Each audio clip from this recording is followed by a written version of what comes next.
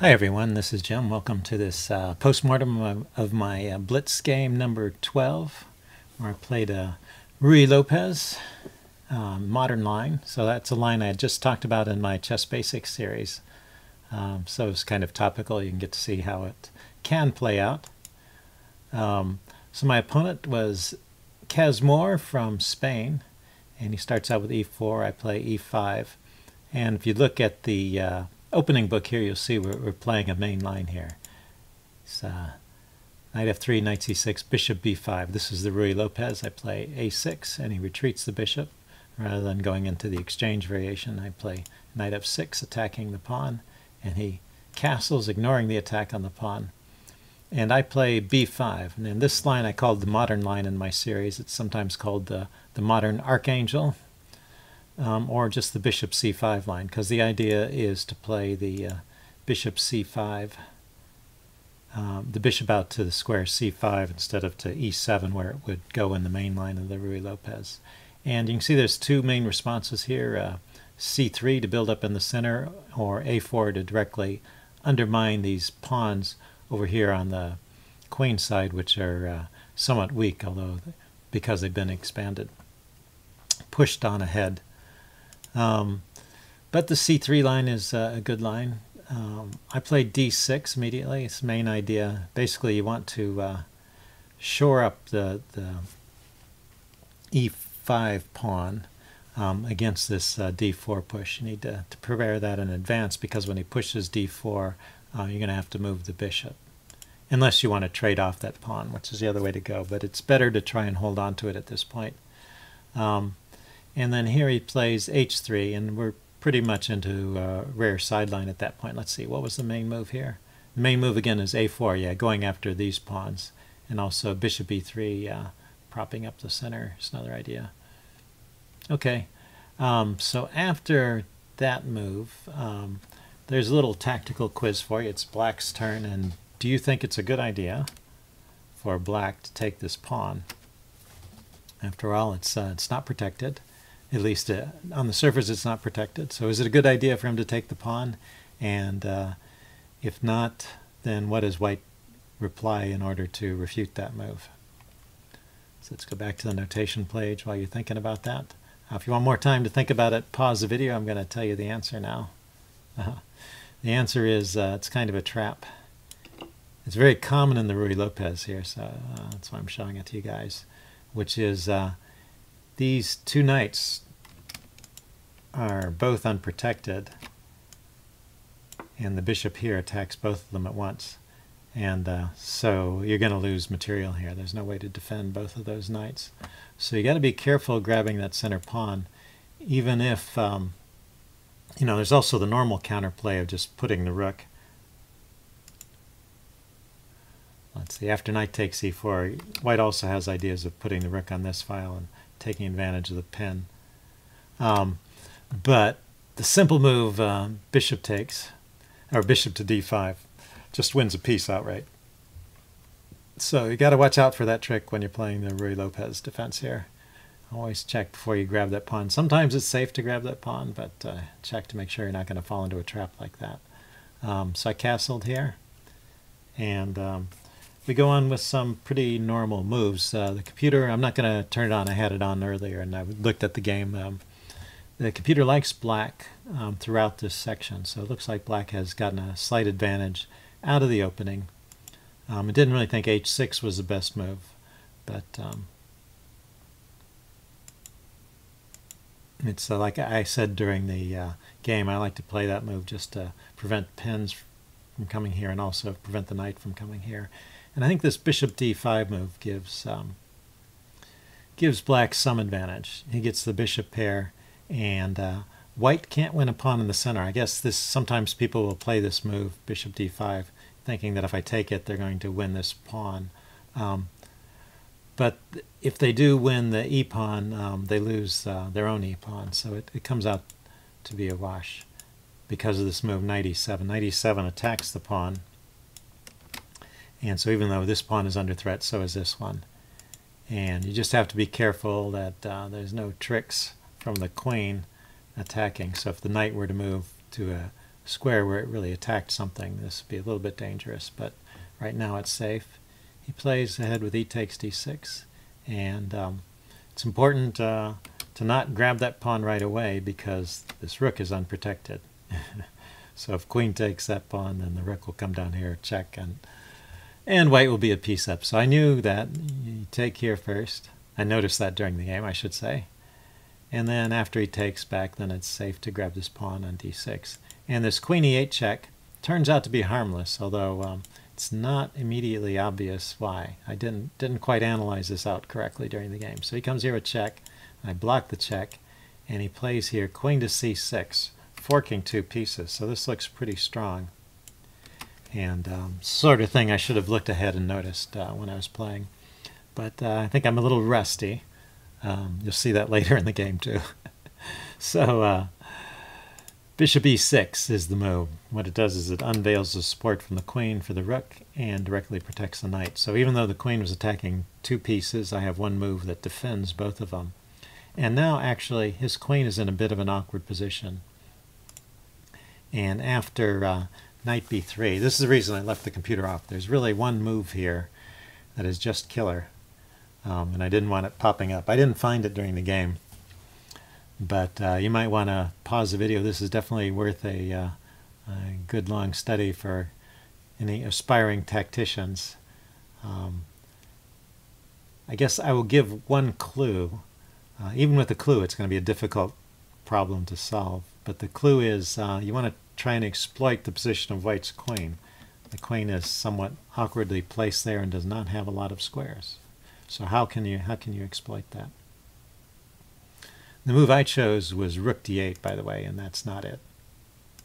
So in this position, what's the right move? Okay, if you want some more time to think about it, and definitely it would take some more time for me. Pause the video and think about it. I'm going to just tell you. And the move, the reason why it's hard to find is it doesn't at first appear to be threatening anything. The move is just knight to f6. You're moving your knight away from the queen. How is this threatening?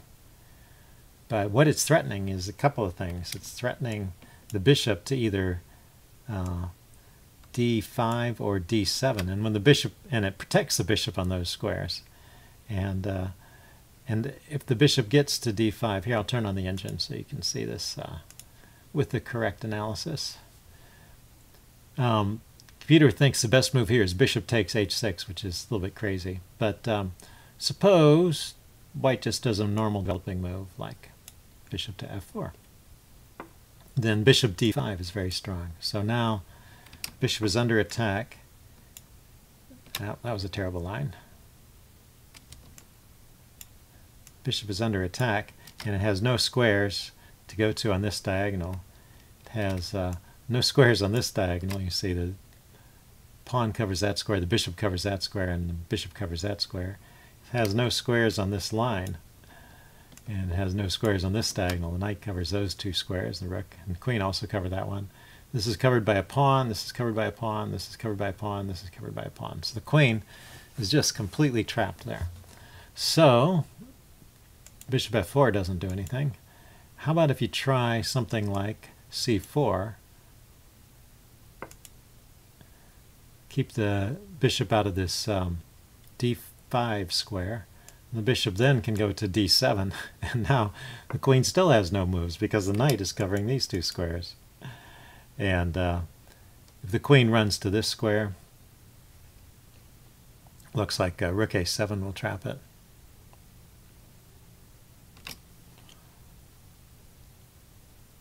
That's kind of funny. Here, let's see. Well, let's check all the other squares first. So these squares are all covered by pawns, so that's covered by the bishop where it is, so it can't stay where it is. Can't go, can't go through its own piece, can't go up and down. These are all protected squares. And this diagonal is covered, and that diagonal is covered, except possibly this square. So that's all the squares. So let's look at what happens when the queen moves here. Rook a7. Ah!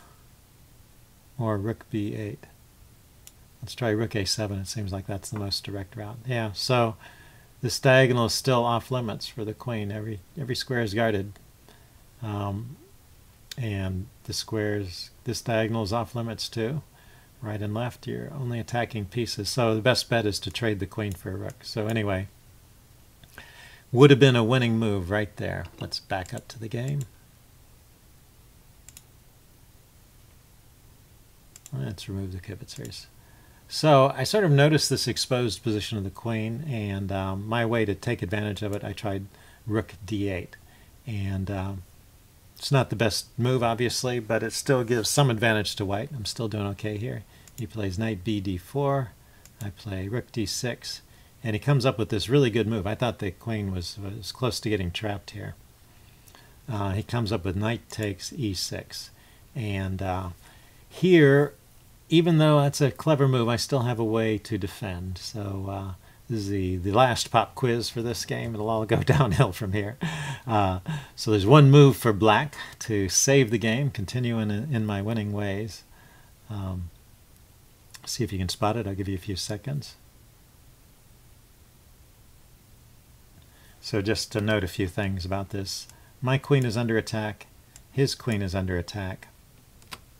And if I take his knight with my rook, so that eliminates the attack on my queen and keeps the attack on his queen, it leaves the knight undefended. So I'm going to go a piece down if I play knight takes, rook takes knight, which is otherwise kind of a natural move there. So I can't play that, and my queen is under attack. Okay, if you need more time to think about it, you can pause the video. There's actually a couple moves that work here, but I think queen c8 is probably one of the best. And what's the idea of this move? Well, first of all, it gets my queen away from being attacked by the knight, and it leaves two pieces hanging. The queen is hanging and the knight is hanging. And what's worse than that, the queen still is in this state where it has no squares. It can't come here, here, here, here, right, left, up and down, or diagonally. So if we turn on the engine again, you'll see it thinks queen takes d6. Yeah, just trading the queen for a rook. Queen takes d6, c takes d6, and then saving the knight. Knight e to d4 or knight to f4. Okay, just puts the knight on a good square. So what's the score here? I have two pieces and a queen. He's got three pieces and a rook. So basically I have a queen for a rook and a knight. And that should be a good advantage for black. So let's see. If we look at this, the other move in this position besides queen c8 was queen b8. So it works, same idea. You're just moving your queen over here to cover these squares that white's queen might escape to, and just completing the queen trap. So what I played, I had the idea of moving my queen out of take so his queen would still be threatened. And I missed the idea that he has this move queen a8 check, which he found, and then it's all downhill from here. One thing I missed, I was thinking this was a bad move, and it is, but it's the least bad of all my alternatives. So the knight here check, I saw this far, then I have here, and then knight here discovered check. I thought I was losing the queen, but it turns out I have this move queen to d8. So it gets the queen so it's not attacked by the knight, and he can trade out and save the knight. And he's just a piece up, so he's still winning, but it wasn't as disastrous as I thought. That was my best alternative. Let's see, instead of that I tried rook d8, and this just goes down instantly, which I had a feeling it was. I knew I was losing at that point. And that was game over. I resigned, and you can see it was not premature. He's got an extra rook and an extra knight. So he should mop me up pretty quickly. And I don't have any counterplay. I don't have extra pawns or pass pawns or anything like that to play with. Okay, so good game, Kazmar, and it shows here. Let's just back up. Just shows how a single move can change the course of a game. So at this point, you can see I still have an advantage. Knight e6 is actually, even though it's a clever move, it's actually a mistake against the best reply, queen c8. So I was winning all the way up until this move, queen e7. And with that move, my opponent very cleverly spotted the queen a8 check and turned the tables and won the game. So got to be alert every move in chess. And that's it for today. Leave any comments. Well, that's it for this video. Leave any comments you have in the section below, and see you guys later. Bye.